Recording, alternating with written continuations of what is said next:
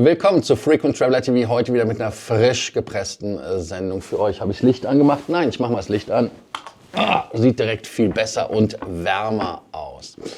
Ja, Themen, die ich für euch vorbereitet habe, frisch gepresst habe, sind Beluga Transport wird eingestellt, wird abgewickelt, gibt es nicht mehr von Airbus.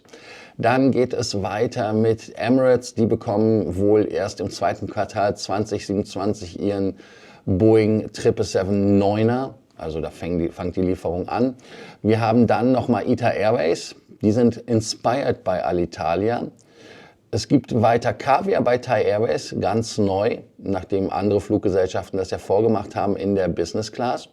Und im BER, im Berliner Flughafen, gab es einen Vorfall mit Reizgas. Schauen wir uns alles genau für euch an. Ihr denkt natürlich dran, den Kanal zu abonnieren, die Glocke anzumachen, ein Like dazulassen und natürlich auch in die Scoot-Community zu kommen.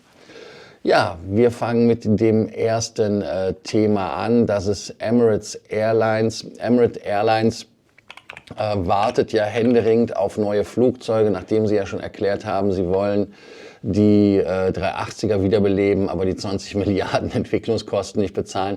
Es ist jetzt so, dass man zwar 2026 mit dem Flieger gerechnet hat, aber intern bei Emirates jetzt davon ausgeht, dass das Flugzeug aufgrund von Lieferengpässen erst im zweiten Quartal 2027 kommt. Man kann über Sir Timothy Clark sagen, was man möchte, aber er hat da leider mehr Recht als Unrecht bei solchen Themen. Und ja, ich denke mal, dass Boeing natürlich noch ein bisschen Zeit braucht, um die Probleme dort in den Griff zu bekommen. Wir erinnern uns an die Titanstreben, an die Halterung der Triebwerke, die Risse haben. Da muss was gemacht werden. Da fing man jetzt wieder an mit Testflügen, um das Problem zu bekommen. Und auch wenn im Januar gesagt wurde von Boeing-Seite aus, dass man jetzt 2026 mit den ersten Auslieferungen und Lufthansa als Erstkunde, was natürlich Emirates ärgert, aber das ist ja eher so ein Titel, der fürs Buch ist, aber jetzt nicht wirklich einem was bringt, da halt zum Zuge kommt. Ich bin mal gespannt, was passiert. Und Emirates ist ja auch der größte 777X-Betreiber und der Lieferstart erst 2028 wurde auch nicht ausgeschlossen. Also das heißt, die 2027 ist auch so ein Wackeldatum. Und Emirates wird nach der 777-9 auch die 777-8 betreiben in der Flotte. Und man hat 205 Flugzeuge und ja, soll auch in Dubai den A380er dann in the long run ersetzen. Also das heißt, man hat da ganz große Visionen mit dem Flugzeug. Aber das Flugzeug ist, wenn es auf Airshows gezeigt wird, schon imposant. Man muss jetzt halt nur gucken, dass alles auch ordentlich funktioniert. Ja, ich bin mal gespannt, was passiert. Lufthansa hat ja 20 777-9er bestellt und 7 für die Lufthansa Cargo als Frachtmaschinen, also die 777-8F sind ergänzt. Also insofern ab 2026 geht es vielleicht mit der Auslieferung dann langsam Stück für Stück los. Das zweite Thema ist Airbus und Airbus hat ja eine Tochtergesellschaft gegründet und zwar ist das die Airbus Beluga Transport. Die Belugas, die man dort einsetzt, 4 Stück, sind ja umgebaute A300er, wenn ich das, auf Basis der 330-200, ich weiß gar nicht, wie ich komme, genau, und die Beluga ST, die zwischen 95 und 2001 gebaut worden sind, die sind dort auch in eine Art Firma ausgegliedert worden, um externen Leuten die Möglichkeit geben, diese zu buchen. Und diese Buchungen haben halt nicht stattgefunden. Es gab da auch so ein bisschen Probleme. Auf jeden Fall ist es so, dass diese Fracht, ob es eine eigene AOC bekommen hat, und die 5 Beluga ST wechselten dann über das interne Leasing, also das heißt innerhalb von Airbus zu Airbus, linke Tasche, rechte Tasche. Und dort wurden dann diese Operations gemacht. Und man bekam ja auch sogar die Freigabe von der FAA, was wichtig ist, um nach Amerika zu fliegen. Und man hat auch eine Basis am Francais Airport nahe Toulouse mit 2 speziellen Stellplätzen eingerichtet, damit man dort halt auch die Cargo umladen kann und das alles eingehen kann. Interessant war ja auch, dass man das, glaube ich, gesagt hat mit der großen Schnauze oder sowas. Nur man ist jetzt krachend gescheitert. Und es lag nicht an der mangelnden Vorbereitung. Man hat ja viele Dinge auch am grünen Tisch ausgerechnet, durchgeplant, durchexerziert und geguckt. Es gab auch einige Flüge und es gab aber dann das Problem, dass wenn es um die Ausführung ging, dass es da so ein paar Probleme gab. Und Anfang Januar hat man wohl da die Notbremse gezogen, hat da halt wirklich gesagt, stopp, stopp, stopp. Die Einstellung von Airbus Beluga Transport ist ein Fall wie aus dem Lehrbuch, sagt man bei Airbus, weil wenn du scheiterst, scheitere schnell. Okay, kostet dann weniger. Und dann ist es so, dass natürlich die Beluga ST, die basieren nämlich auf den A300ern, zwei Probleme haben. Und zwar das eine Problem ist halt, sie sind sehr teuer in der Instandhaltung, haben allerdings wenige Flugstunden und können deshalb noch genutzt werden und sollten auch genutzt werden. Denn die Auslastung ist nicht hoch genug, um da die Wartung und alles zu rechtfertigen. Also das heißt, es ist zu teuer. Und jetzt gehen die Maschinen wieder an ATI zurück. Was an Themen gemacht worden ist, an Flügen gemacht worden ist, ist zum Beispiel, man hat irgendwie einen Satelliten, hat man irgendwo hingebracht, und zwar, glaube ich, von Frankreich nach Florida. Dann hat man fürs Militär noch andere Sachen gemacht. Man hat auch einige Operations durchgeführt für Airbus selber. Man hat da Helikopter durch die Welt geflogen. Also insofern ist das schon so. Aber am 20. Januar wurde der Flugbetrieb eingestellt. Fällt aus, wegen ist nicht, also ist kein Geld. Für den einen oder anderen auch aus dieser Welt ist es ein Verlust gewesen, dass die Alitalia weg ist.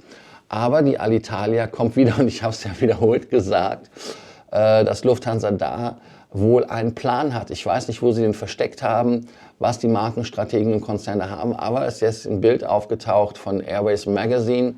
An inspired by Alitalia sticker has emerged, und ihr seht das ja, inspired by Alitalia, und zwar relativ groß auf der Bude drauf. Und da muss man sagen, ja, das ist interessant, denn damit versucht man durch die Hintertüre natürlich die Marke wieder einzuführen und da, dass die Marke halt nicht verloren geht.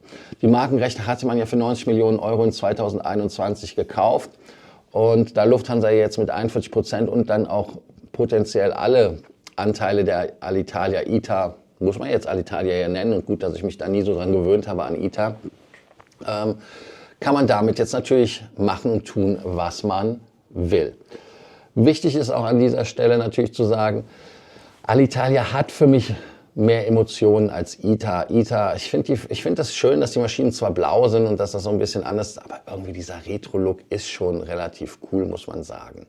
Und ich bin mal gespannt, was da passiert und inwieweit dort die Marke Alitalia ordentlich wiederbelebt wird von den Freunden der Lufthansa.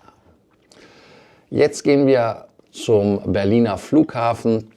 Und am Berliner Flughafen gab es einen Vorfall. Etwas komisch fand ich das Ganze. Also einmal ist es so, der Vorfall hat 14 Verletzte gebracht, und zwar durch Reizgas. Eine Passagierin hatte Reizgas in der Sicherheitskontrolle mitgenommen. Das war irgendwie als Feuerzeug getarnt. Hat bei der Gepäckkontrolle dann quasi ausgeschlagen, weil Feuerzeuge werden ja auch kontrolliert. Und dann ist es so, dass die Sicherheitskräfte am Samstagabend das Ganze sich genau angeguckt haben, und dann wurde das quasi ausgebreitet bei der Beschlagnahme. Und damit sind dann 14 Personen mit Kopfschmerzen, Tränen, Augen dort zurückgeblieben in der Sicherheitskontrolle. Die Feuerwehr, Rettungskräfte mussten ausrücken und mussten da natürlich gucken.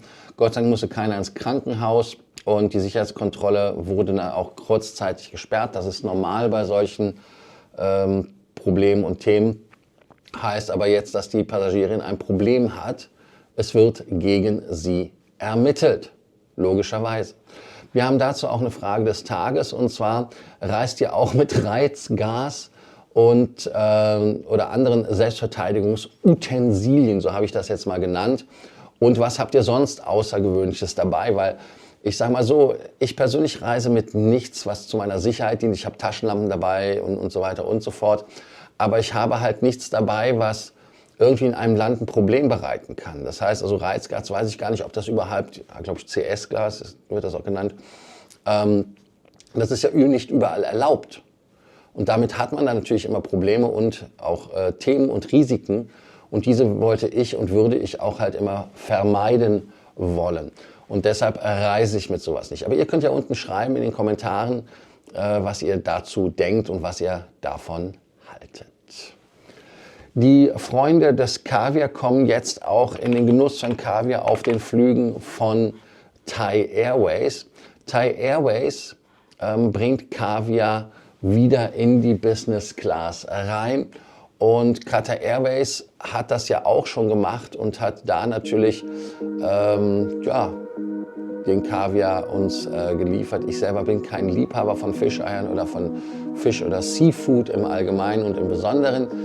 Aber Thai hat es gar nicht mit so viel Brimborium gemacht, sondern einfach durch die Hintertür. Und man hat ja jetzt anscheinend bei Thai wieder etwas Geld und investiert in den Service und sagt, dass Kaviar dort ein Bestandteil ist. Und für den einen oder anderen ist das natürlich interessant. Ich persönlich bin kein Freund davon. Wichtig ist, dass man das nicht auf allen Strecken hat, sondern nur auf ausgewählten Strecken.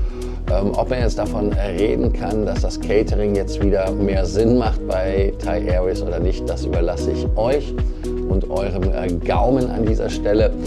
Ehrlicherweise, mir ist es wurscht, weil ich würde den Kaviar nicht essen. Und für mich ist es kein Grund, eine Fluglinie zu buchen oder zu meiden. Also wie gesagt, für mich ist das alles nicht so wichtig. Ihr könnt unten wie immer kommentieren und natürlich auch die Frage des Tages beantworten. Und ihr könnt ja auch, wenn ihr wollt, den Kanal unterstützen, indem ihr auf